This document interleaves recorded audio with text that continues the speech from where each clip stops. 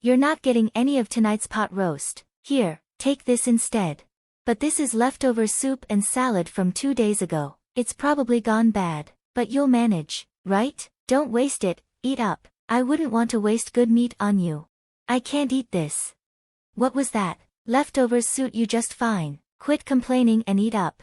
My mother-in-law always treats me with such hostility. It's infuriating and really gets under my skin. I'm Mary, 27 years old, balancing work and home life. I got married just a year ago, and we don't have any kids yet. Right now, we're living with my husband's family in their home. I never wanted to live with my in-laws, but since my husband is the eldest son, we didn't have much of a choice. It seemed absurd to me to live with them in this day and age, but both my husband and mother-in-law cling to old-fashioned values. My father-in-law passed away, and my husband felt obligated to look after his mother. I have no idea why he's so concerned. She's still full of life. My brother-in-law is single and working overseas, so I guess this is just how it has to be, but I can't stand it. Even worse, my husband has started to mimic his mother's behavior, being mean to me just like she is. Before we got married, he was never like this, but his attitude has changed drastically. I feel betrayed. He constantly acts superior and yells at me. It's giving me a headache. Hey, why is my shirt so wrinkled? Huh, is it wrinkled? Yes, how am I supposed to go to work like this? Can't you even iron properly? How hard can it be? I did iron it. Your idea of proper is far from it. You're such a useless wife. That's so hurtful. You don't have to say it like that. Are you talking back to me? Your face is as wrinkled as this shirt. It's annoying. You look older than you are, and it's a real turnoff. Oh, really?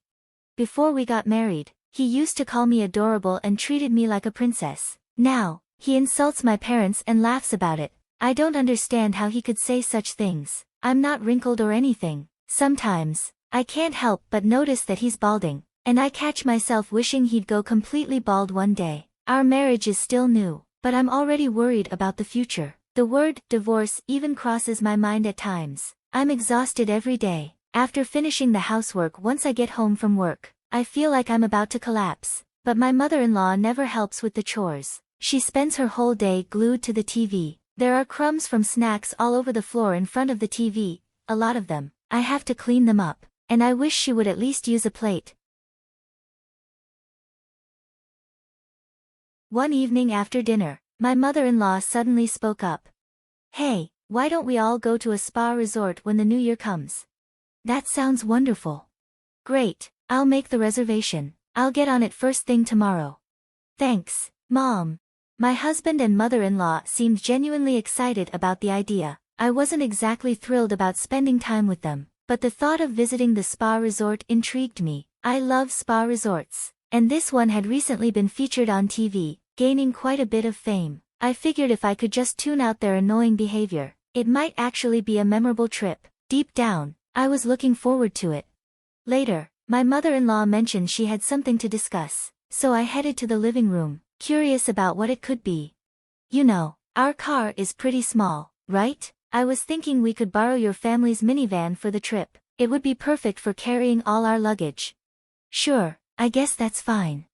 My father owns both a minivan and a small car. He usually uses the small car for commuting and the minivan for shopping trips or camping, which is his hobby. When I called him, he was more than happy to lend us the minivan. With that settled, we prepared for the end-of-year vacation. I was swamped with house cleaning, making it an incredibly busy time, but the thought of relaxing at a spa resort kept me going. As usual, my mother-in-law barely moved from the sofa. She spent the entire time lying there like a statue. On the morning of New Year's Day, I woke up, excited about our trip to the spa resort, but when I looked at the alarm clock, I was shocked.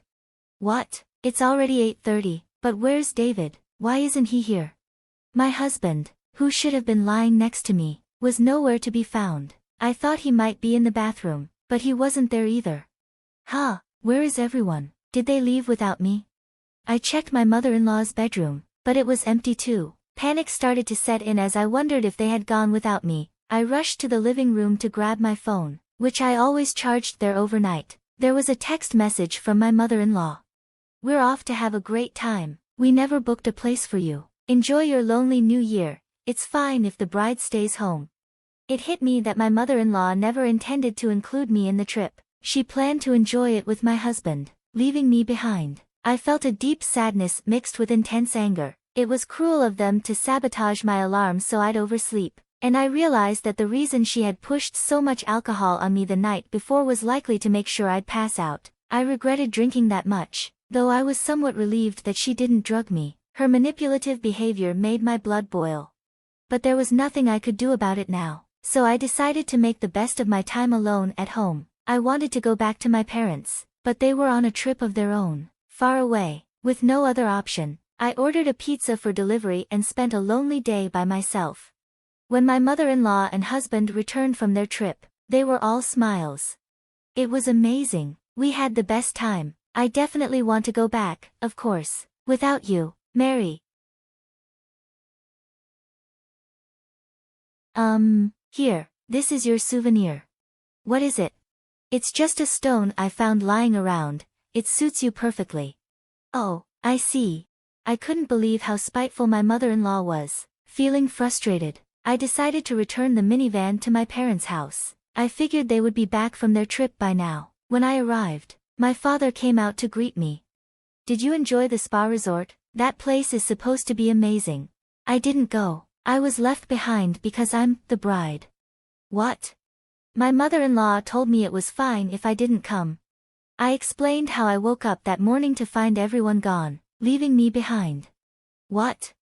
My father's expression darkened as he processed what I'd told him. Without saying much, he guided me to the passenger seat of the minivan and began driving. I realized we were heading back to my in-laws' house. I glanced at my father's face. He looked angrier than I'd ever seen him. My usually calm and composed father was fuming, and it caught me off guard.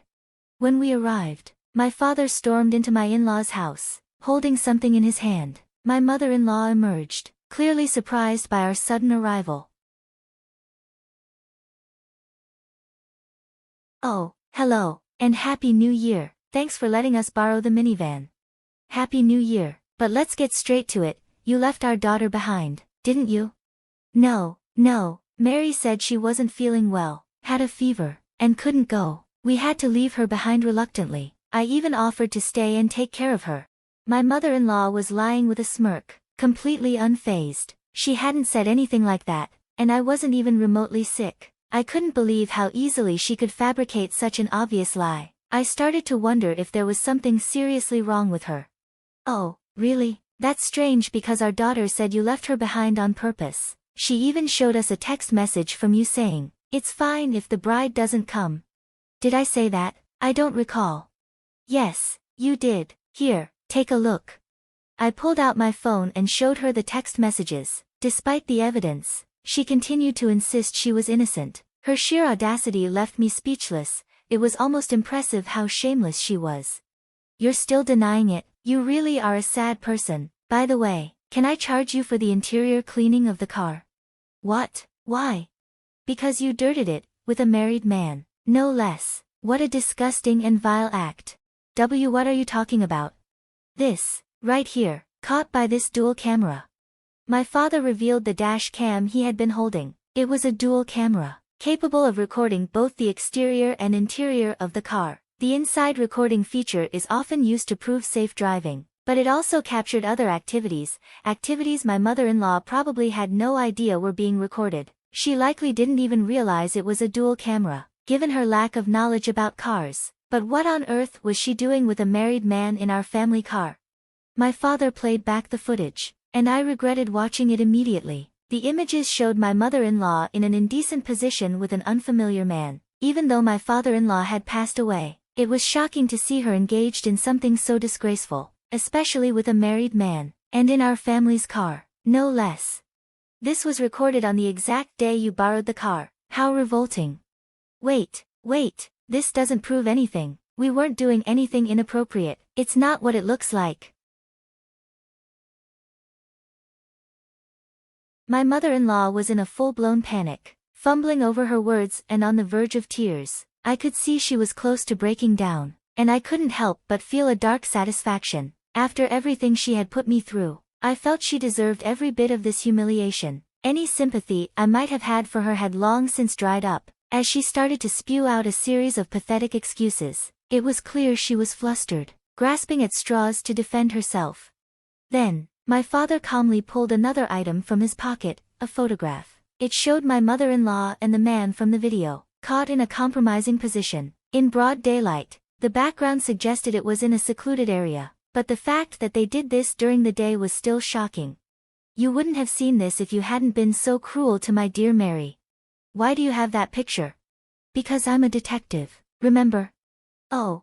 Does it ring a bell now? I've mentioned this before. My father's a detective, which is why he had that photograph. Coincidentally, the wife of the man in that picture had hired him to investigate her husband's affair. Imagine my surprise when I found out you were the other woman. I was planning to inform her next week, but it seems you've forced my hand.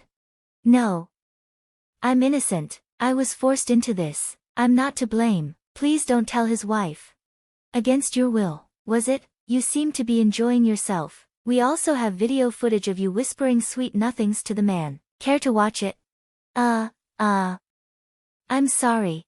My mother-in-law collapsed to her knees, sobbing uncontrollably. I watched her pitiful display with a cold glare. Just then, my husband walked in, sensing something was wrong. I had run out of patience with him as well, and without hesitation, I proposed a divorce.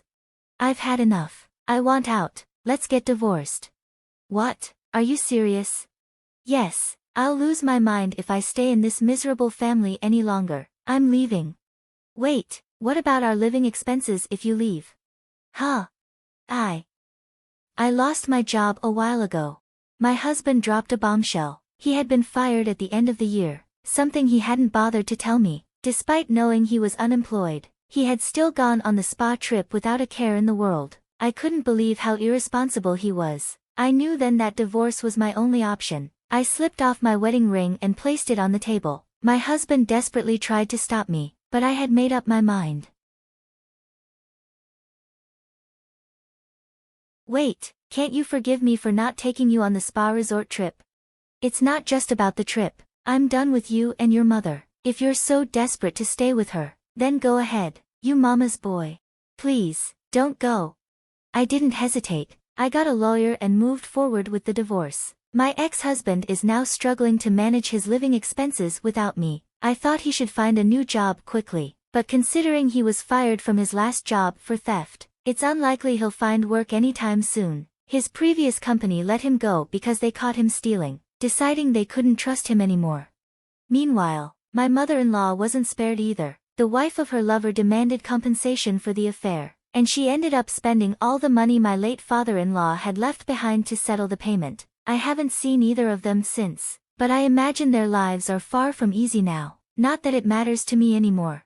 These days, I'm living on my own and thoroughly enjoying my work. I'm grateful I didn't have children with my ex-husband.